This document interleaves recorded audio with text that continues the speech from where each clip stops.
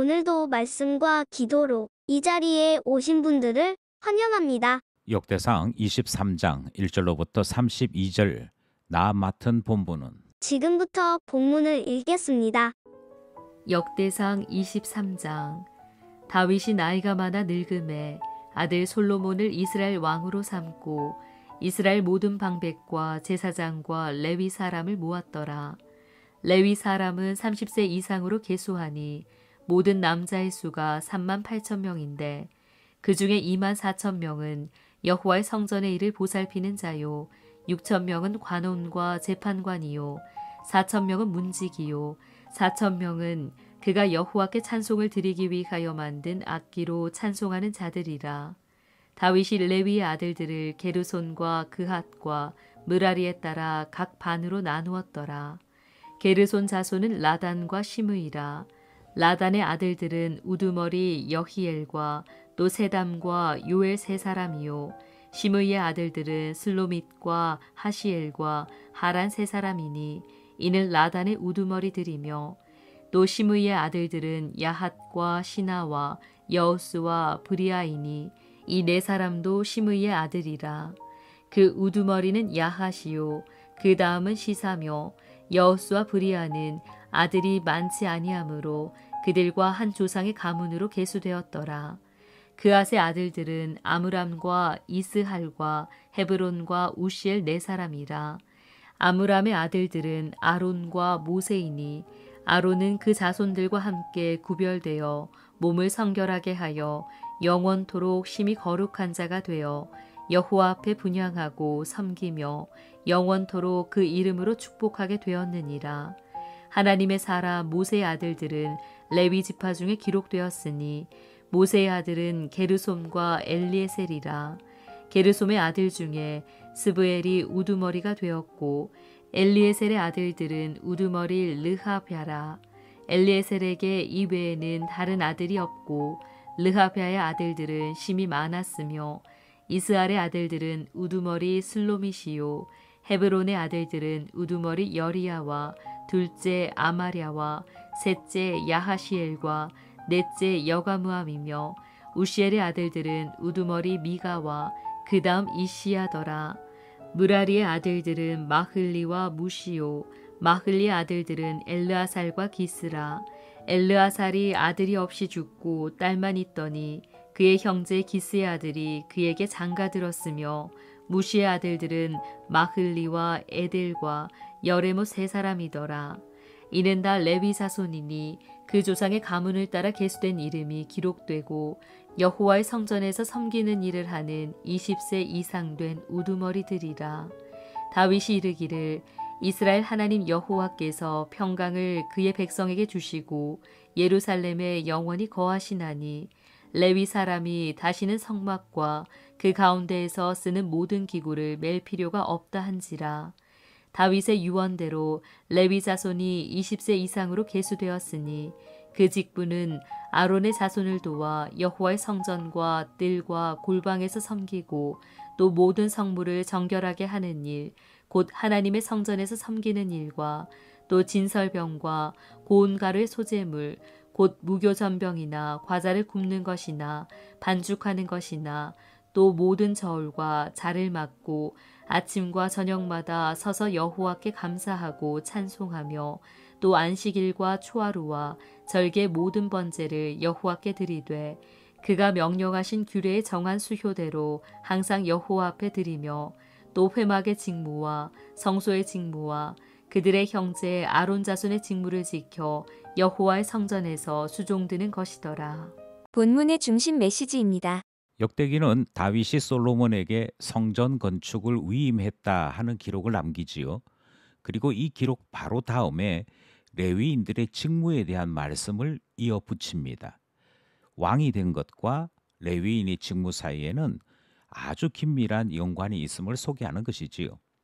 오늘 본문에서 다윗은 레위인을 네 무리로 나누는 이야기가 등장을 하고요. 그들에게 제사장을 보조하고 성전에서 봉사하는 일을 맡기는 것이 기록되어 있습니다.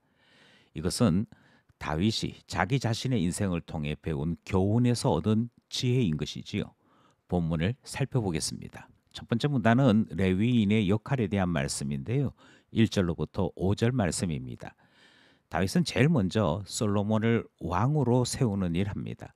그리고 이어서 이스라엘의 지도자들과 제사장들과 레위인들을 불러 모으는 일, 그러니까 소집을 시킵니다.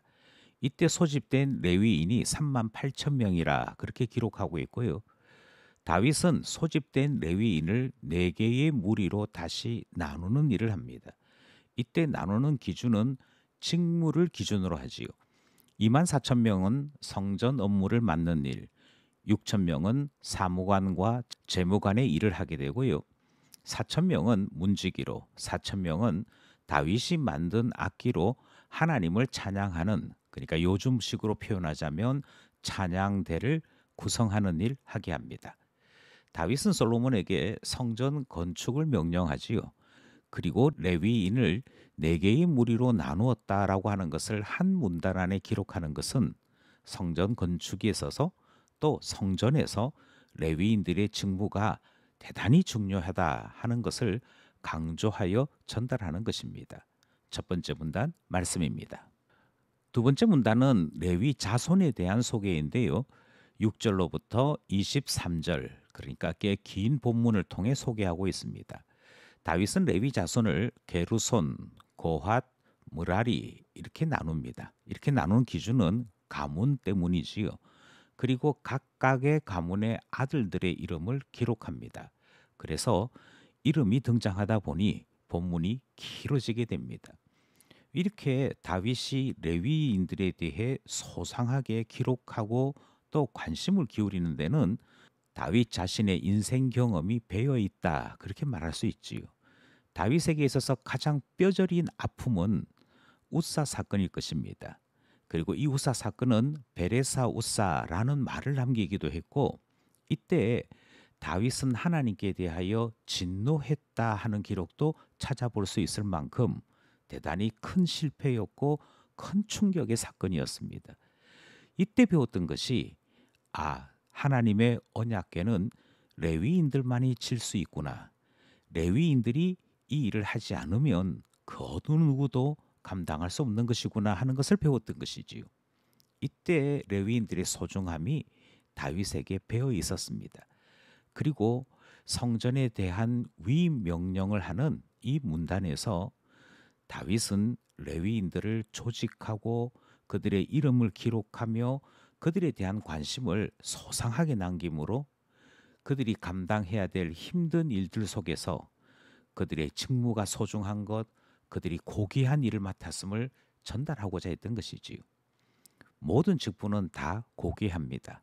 하지만 어떤 직분들은 육체의 고통이나 육체의 어려움까지 동반하는 일을 할 때가 있지요.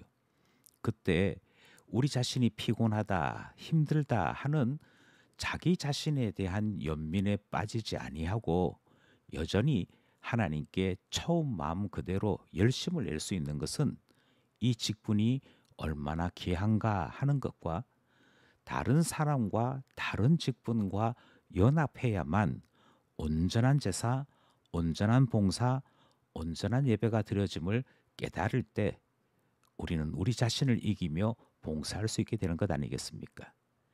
레위 자손에 대한 소개가 있는 둘째 문단 말씀이었습니다. 마지막 문단에서는 때와 상황에 따른 레위 직무에 변경된 것에 대한 말씀이 이어집니다. 모세 때 레위인들의 직무는 성막과 관련되어 있었습니다. 그러니까 성막은 접기도 하고 펴기도 해야 합니다. 또 이동도 해야 하기에 그들에게는 궤라고 불려지는 것들을 통해 때로는 짊어지고 때로는 수레로 나르는 여러 직무들이 함께 동반되어 있었습니다. 하지만 성전은 움직이지 않는 건축물이었기에 이동을 하는 성막대와는 달리 다른 역할들이 주어지고 원래 있었던 직무들 중에는 사라지는 것도 발생하게 되지요. 그래서 모세 때와 다른 변동에 대한 이야기가 이 마지막 문단에 기록되어 있는 것입니다.